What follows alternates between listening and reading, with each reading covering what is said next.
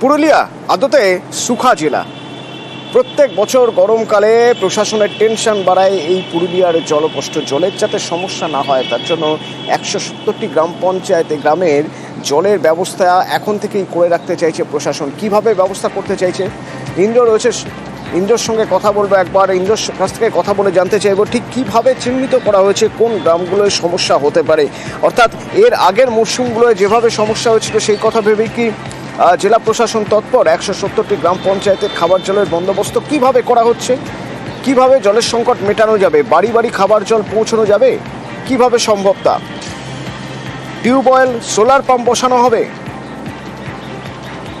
এই যে উদ্যোগ জেলা প্রশাসনের, এই উদ্যোগে এলাকার মানুষ কিন্তু বেশ খুশি।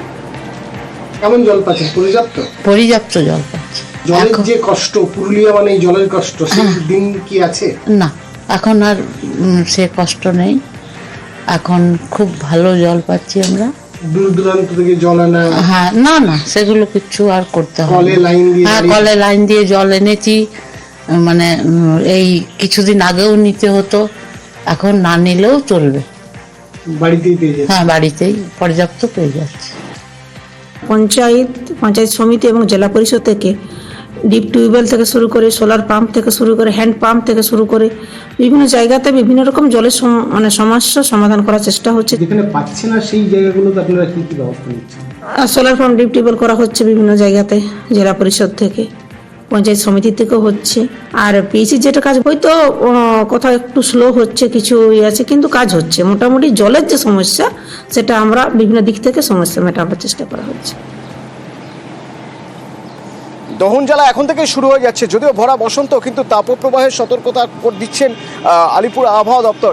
বলা হচ্ছে এই রবিবার থেকে তাপপ্রবাহ শুরু হয়ে যাবে গাঙ্গেয় পশ্চিমবঙ্গে, দক্ষিণবঙ্গের মূলত পশ্চিমের দিকে জেলাগুলোতে সতর্ক করে দেওয়া হচ্ছে আগে থেকে এই যে তাপপ্রবাহ হবে, এবং সেখানে তাপমাত্রা স্বাভাবিকের থেকে বেশ কিছুটা উপরেই থাকবে। বিশ্বজিৎ রয়েছে আমার সঙ্গে। বিশ্বজিৎ, কি বলছে হাওয়া অফিস?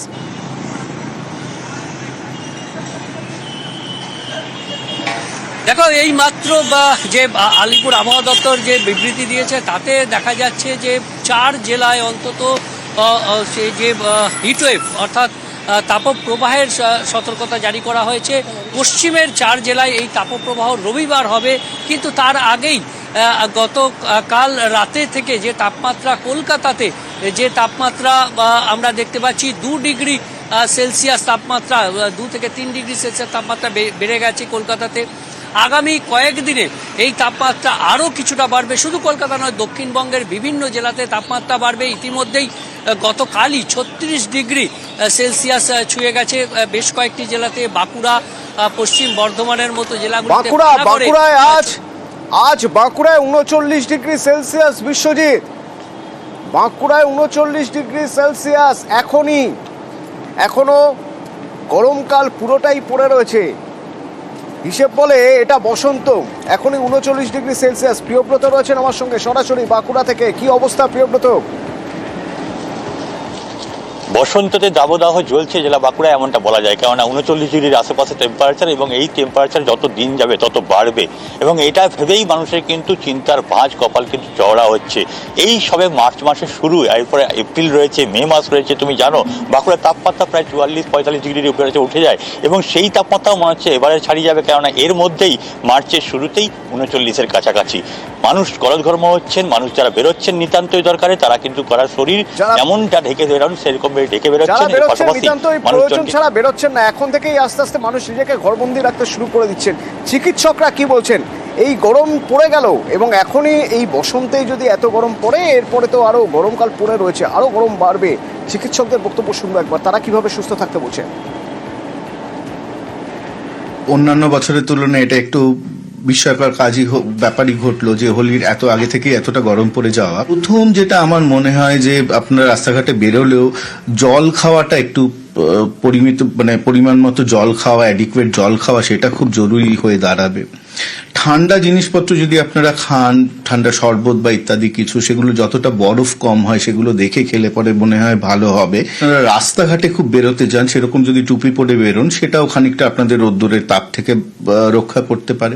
জোর জবরদস্তি কোথাও বেরোতেই হচ্ছে, আপনারা অন্তত একটু মাস্ক পরে বেরোন, যাতে আবিরের ধুলো মানে গুঁড়োগুলো নাক দিয়ে শরীরে ঢুকে অ্যালার্জি না করে। যদি একান্তই বেরোতে হয়, সারা গা হাত পা ঢেকে বেরোনোর অভ্যাস আপনারা রাখুন।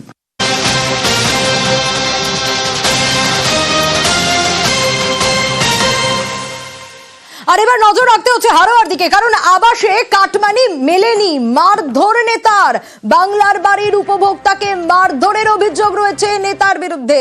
আর নজর রাখতেই হচ্ছে হারোয়ার শঙ্করপুকুরের দিকে, কারণ নেতার বিরুদ্ধেই তো অভিযোগ। প্রথম কিস্তির টাকা মিলতেই কাটমানি দাবি করেছে নেতা। কি অভিযোগ আগে সেটা শোনাই। মনিরুলের নেতৃত্বে বাড়ির কমিটির ছেলেগুলেরা গিয়ে মারধর করে, টাকা চাচ্ছে। একবার দিয়েছে 9,000 হয়নি, আবার 10,000 চাচ্ছে। মারপিট করলো, করে মশাটির মধ্যে দৌড় ভেঙে আবার টেনে তুলে এলো। বউটারে মারলো, বৌমাটারে একটু মারলো, কিল ঘুষি মেরেছে। আবার ফের টাকা চাচ্ছে। এই হাড়ায় ডাক্তার দেখে থানায় আইলাম এই রিপোর্ট করতে, যেন মুক্তি চাই, ভালো বিচারটাই যেন পায়। বাকিটা জিয়াউলের কাছ থেকে জানবো। জিয়াউল, আমরা দর্শকদের শোনাচ্ছিলাম যে অভিযোগ প্রথম কিস্তির টাকা পেয়েছে, তারপরেই নেতা কাটমানি দাবি করছে, আর যখন সেই টাকা দেওয়া যায়নি তখন মারধরের অভিযোগ এই নেতার বিরুদ্ধে। অভিযোগ তো হয়েছে, ব্যবস্থা কিছু নেওয়া হয়েছে? দেখো, এখনো পর্যন্ত অভিযোগই হয়েছে, অর্থাৎ একেবারে হাড়োয়া থানার সোনাপুকুর শঙ্করপুর গ্রাম পঞ্চায়েতের বরজ গ্রামে এখানে পাঁচু মন্ডল বলে তিনি আবাসের ঘরে টাকা পেয়েছেন। প্রথম কিস্তি টাকা এসছেন।